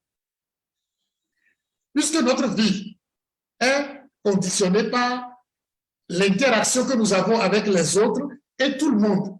Ce que vous soignez, vos enfants, votre femme et tout. Quelle est la première règle qui doit guider votre relation? Eh bien, la salle, nous sommes pleinement la première règle qui doit guider notre relation de tous les jours, c'est laquelle? Allez-y rapidement. Eh bien, il y a Étienne qui dit l'amour. Il y a Élie qui dit c'est l'amour. Dior qui dit c'est Dior. Pour ceux qui ont dit l'amour, À l'autre. pour ceux qui ont dit l'amour, qu'est-ce que c'est l'amour? Eh bien, primum non nosere nefertiti. Donc, vous voyez, à la première question, c'est Dior, Madame Dior qui a mieux répondu. C'est-à-dire, c'est ce que vous dites. Primum non nocere. Oui. C'est primum non nocere. Quand je dois établir une relation, je dois veiller à ce que je ne nuise pas à l'autre, fondamentalement. C'est le primum non nocere. Et je vous le dis, une fois que vous ne nuisez à personne, que vous ne mentez sur personne pour qu'on le déteste, et ceux qui le font savent les criminels, les méchants et les hypocrites qu'ils sont. Quand vous allez vers quelqu'un, vous devez lui apporter l'oxygène, lui permettre de vivre, lui apporter tout, c'est-à-dire tout faire pour ne pas nuire à lui. C'est le primum non nocere. Et ce primum non nocere-là, c'est ce qu'on appelle amour. Ça doit commencer par vous-même. Si vous-même, vous ne vous aimez pas assez pour ne pas nuire à vous, si vous-même, vous ne vous aimez pas assez pour ne pas nuire à vous, vous irez manger des choses qui viendront priver vos habitants, qu'on appelle les cellules et les organes, d'oxygène. Vous devez vous aimer pour n'apporter que ce qui doit vous apporter la vie, la santé. C'est pour ça, quelqu'un qui ne s'aime pas, comment vous voulez qu'il aime l'autre? Quelqu'un qui nuit à lui-même, qui est capable de sacrifier femme et enfant pour sa gloire. Comment voulez-vous qu'il ne nuise pas à l'autre? Comment voulez-vous?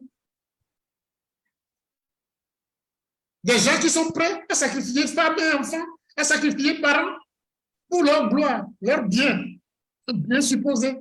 Comment voulez-vous qu'ils ne nuisent pas à un confrère, qu'ils ne nuisent pas à l'autre, qu'ils ne nuisent pas à un patient, qu'ils ne servent qu'à lui donner quelques faux papiers de biais? Voilà. Et c'est là que vous comprenez que la santé qui doit vous apporter la vie a une règle fondamentale. Primum non nocere. Tout ce que vous devez manger doit vous apporter la vie. Donc, si ça doit vous apporter la vie, vous devez savoir ce que c'est que l'amour. Et c'est quand vous aimez la vie que vous verrez que vous n'avez pas le droit de nuire à la vie de l'autre. Donc, voilà. Ce qui n'est pas bon pour moi ne peut pas être bon pour l'autre. C'est comme ça se dit. Qui l'a dit? Je ne me rappelle plus du nom de ce médecin-là qui a dit ça. Il dit, ce qui n'est pas bien bon pour un bien portant ne peut pas être bon pour un malade. Je reprends. Ce qui n'est pas bon pour quelqu'un de bien portant ne peut pas être bon pour un malade. C'est d'ailleurs pour ça que, ici à IEM, vous ne pouvez pas proposer des médicaments à des gens et que vous-même, vous ne prenez pas ces mêmes médicaments. Vous ne pouvez pas proposer des compléments alimentaires à des gens et que vous ne soyez pas vous-même utilisateurs de ces médicaments-là, de ces compléments-là. Parce que ce qui est bon pour un bien portant est encore plus, pour quelqu'un qui est malade, seulement à une dose beaucoup plus élevée. Voilà. C'est pour ça que la santé doit être d'abord l'amour. L'amour de soi, l'amour des autres. Et c'est ce qu'on doit enseigner à quiconque s'aventure dans les soins, dans les thérapies. Quiconque pense qu'il doit sauver des vies, il doit savoir ce que c'est que l'amour. C'est d'ailleurs pour ça, c'est ce qu'on ne vous dit pas, c'est d'ailleurs pour ça que les congrégations religieuses, toutes les congrégations religieuses ont des hôpitaux maintenant, quoique c'est le business chez eux aussi, ce n'est pas l'amour qu'ils partagent forcément. Vous voyez? Ce qui n'est pas bon pour vous ne peut pas être bon pour l'autre. Et ça doit être et l'amour, et tout le temps l'amour. La santé, vous comprenez que c'est de l'amour. Et c'est pour ça que je vous disais la fois dernière, il y a une partie de vous qui va vers l'autre. Ceux qui font la formation au 3e niveau, quand on va aborder les choses quantiques, véritablement, vous allez voir que sans l'amour, vous ne pourrez rien, rien du tout. Vous ne serez qu'un animal sauvage.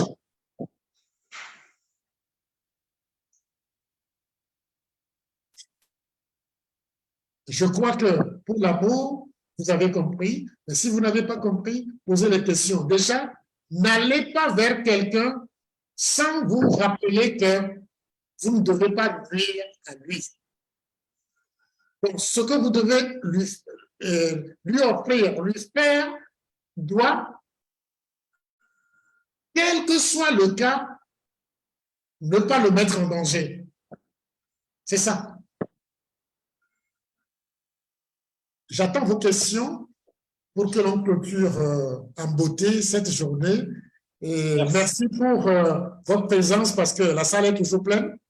Toujours pleine, oui. Merci beaucoup, docteur. Merci. Nous nous aimons. Pour aimer les autres. Oui, G.A. Fabrice, on vous entend pas là. Oui, je dis bien que nous nous aimons. Nous nous aimons très bien. On veut vivre une bonne vie avec une bonne alimentation.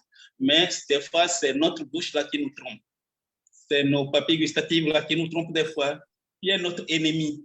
C'est lui qui est problème pour nous. Donc, nous devons tous savoir aujourd'hui qu'il faut tout faire pour surmonter vraiment cette chose-là. Donc, ça peut pas... Les gustatives dépendent de nos éducations. Ma patronne en Californie résumait ça très bien. Il dit, mais tiens, mon fils, les mauvais aliments ont bon goût. Vous comprenez tout? Les mauvais aliments ont bon goût. Oui, ça c'est vrai. Les aliments qui nous font du bien sont toujours amers. Ça, c'est vrai. Ah oui, oui, oui. Eh bien, la salle, le docteur nous donne maintenant l'occasion de poser des questions. La salle est toujours pleine, une centaine de personnes. Donc, jusqu'ici, s'il y a des zones d'ombre, s'il y a quelque chose que vous ne comprenez pas bien, eh bien, vous pouvez poser la question. Le docteur est là. Allons-y à vos claviers ou bien vous levez la main et on vous donne la parole. Alors, la salle. Allez-y. Il nous reste encore une quinzaine de minutes à passer ensemble. Donc, on va profiter de ce temps-là pour poser beaucoup de questions au docteur. Donc, allez-y très rapidement. On est toujours nombreux dans la salle. Et puis, je tiens à vous informer que la salle ne contient que 100 personnes. C'est la capacité de la salle. Donc, dans les jours à venir, nous ferons tout pour augmenter la capacité de la salle. On l'avait fait, mais bon, il y avait eu quelques malentendus, ce qui fait que on est en train de faire des démarches auprès des gens de Telegram. Donc, dans peu de temps, on va tout régler. Nous serons plus nombreux dans la salle. Envoyez vos réponses rapidement. Il y a un message qui est là. C'est de Dior qui dit « Comment prendre du poids sainement ?»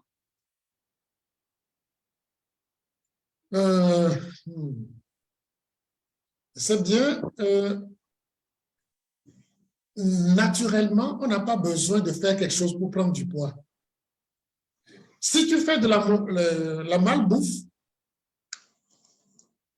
en mangeant des choses qui vont sur toi, qui vont brûler ton organisme, pour te protéger, produit de la graisse. Et tu as l'impression d'être en bonne forme. Mais tu as c'est-à-dire de la mauvaise graisse entre griffes pour te protéger. Mais des gens qui, naturellement, génétiquement, doivent être gros, ils peuvent manger normalement et grossir. Ils auront de la graisse qu'on appelle la graisse brune. C'est-à-dire, ils mangent normalement des choses qu'ils doivent manger, qui doivent apporter de l'oxygène, mais ils ont une autre façon de les mettre en réserve. j'ai fait une vidéo sur l'obésité. On a fait un partage sur l'obésité, que la personne aille écouter ça. Maintenant, par envie de plaire, c'est-à-dire de ressembler à quelqu'un, on veut forcer.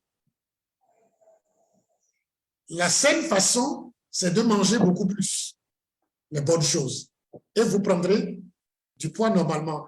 Mais ça encore, je le déconseille parce que une biche, quel que soit ce qu'on lui donne, de frais et de bon, ne sera jamais, n'aura jamais la forme d'un éléphant, ni la forme d'un mammouth, ni la forme d'un hippopotame.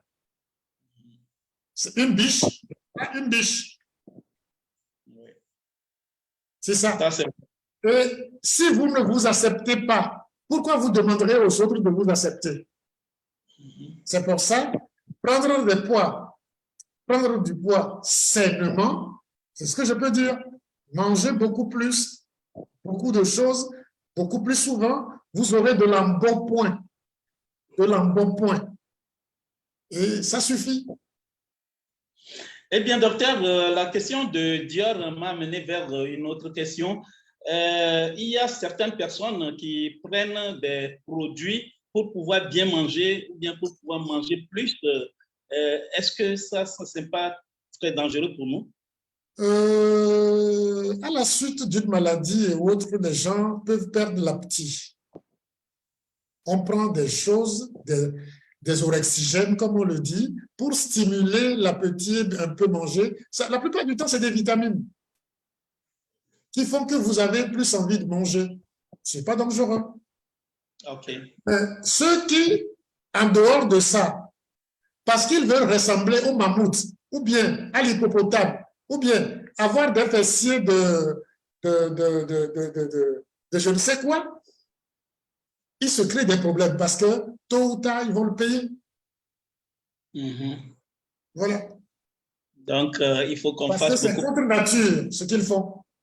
Ouais. Et puisque nous sommes ici à parler de santé, vous devez être des modèles, des top modèles de santé, être le modèle à suivre, qu'on vous voit et qu'on soit fier de vous parce que vous acceptez. Voilà. Merci beaucoup, docteur. Il y a Missadi qui envoie ce message. Je connais une sœur qui a fait 3 fausses couches dues à des grossesses extra-utériennes et GE. À quoi cela est dû? Et quel médicament AIM pour traiter ce problème? Non.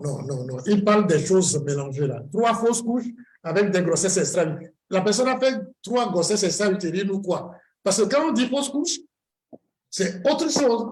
Quand on dit grossesse extra-utérine, c'est tout autre chose aussi. Il ne faut pas confondre les deux.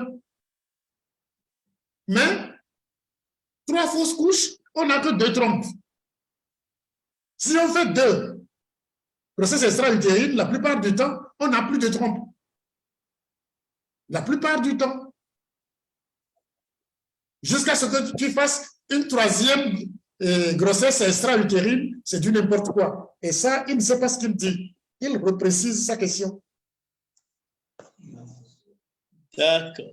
Du moins, peut-être que je n'ai pas compris, parce qu'il y a un spécialiste dans la salle, le docteur Amadou est là. Peut-être que je suis en erreur, il peut me corriger. Eh bien, si docteur Amadou est dans la salle, qu'il prenne la parole pour nous édifier un peu sur la question. Là, je suis sûr que la personne a mal dit ce qu'il voulait dire. C'est pas bien dit. Ok, bon, on va continuer. On peut dire des choses qu'on croit, mais qui ne sont pas vraies. Oui, allô. Oui, allô, docteur Amadou. Comment est-ce que vous allez? Je vais bien.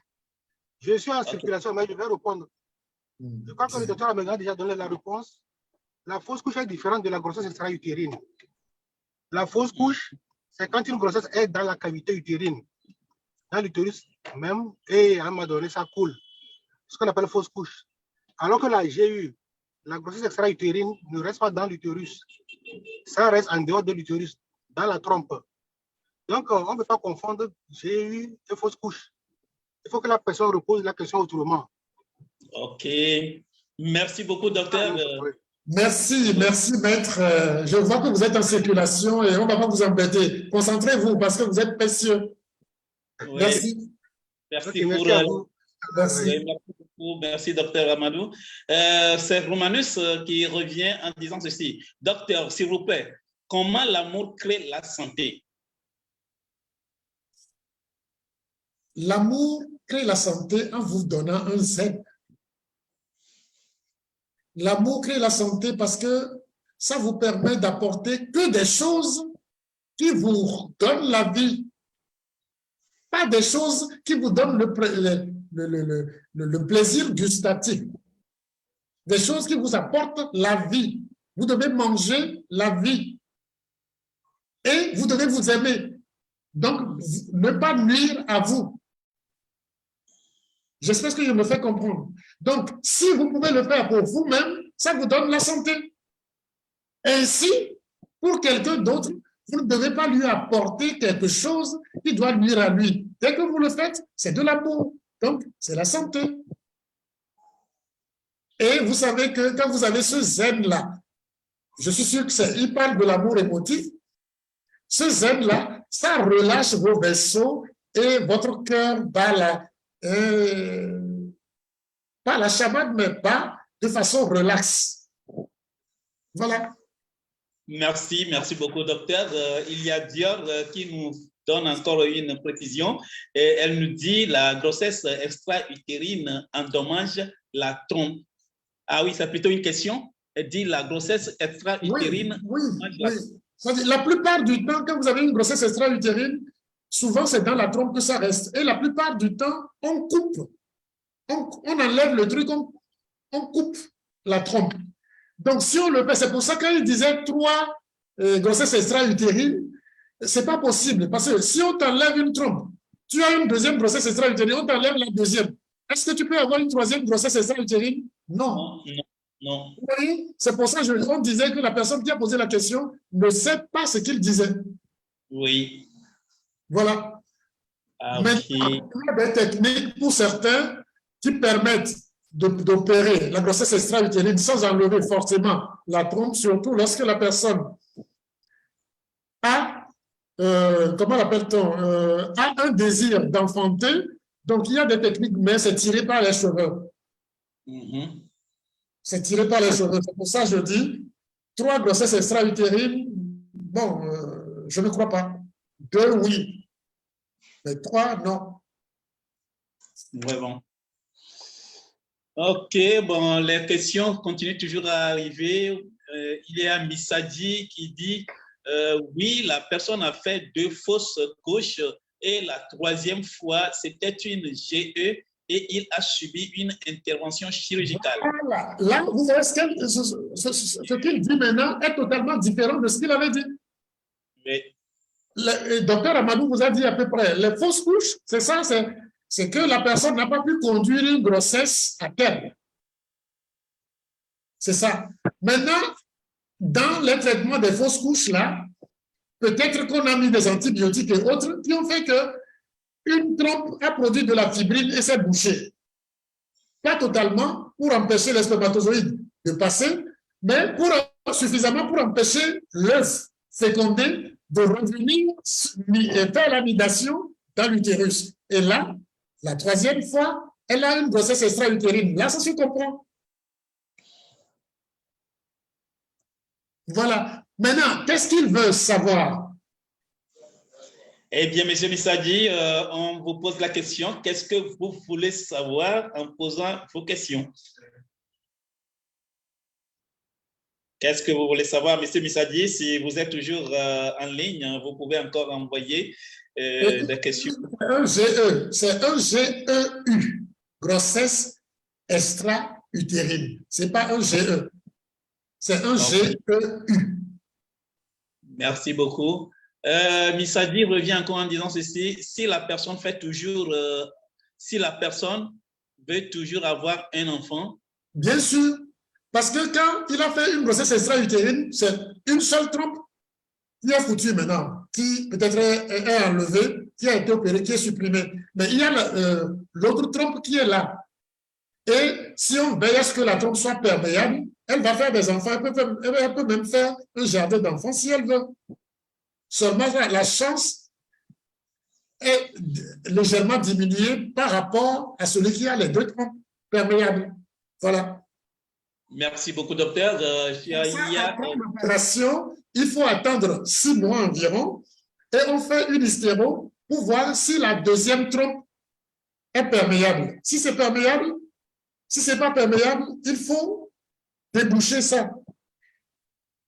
Il faut déboucher ça pour lui donner les chances d'enfanter. Sinon, elle va faire une fécondation in vitro.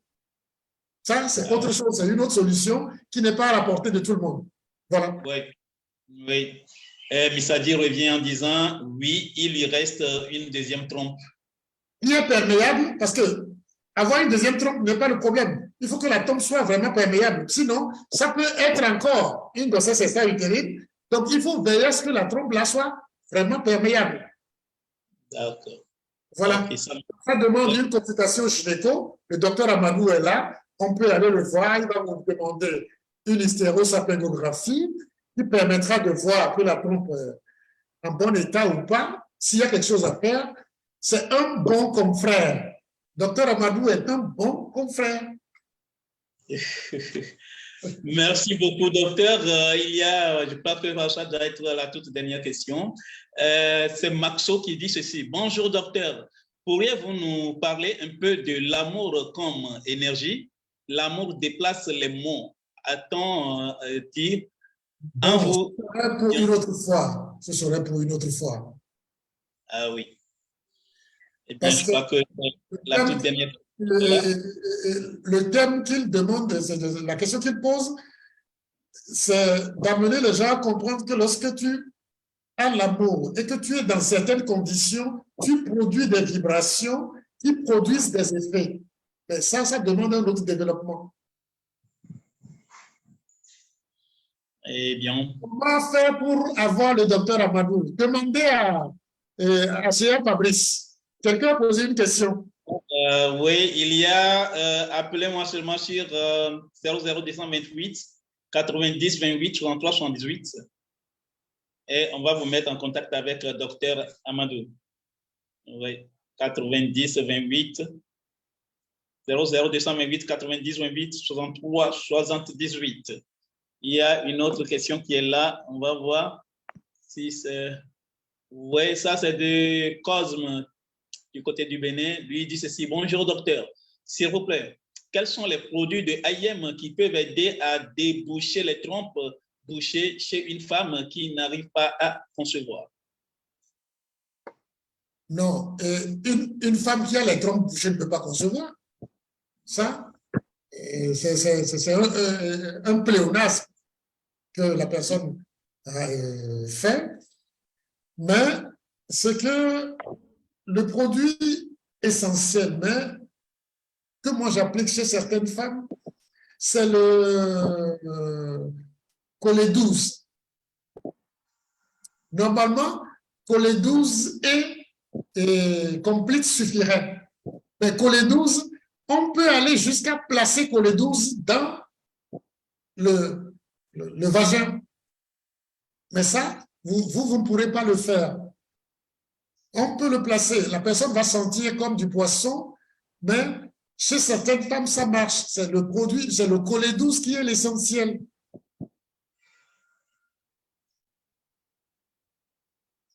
C'est le collet 12. Voilà. Merci beaucoup, docteur. Merci pour les explications. Je ne sais pas s'il y a encore d'autres questions.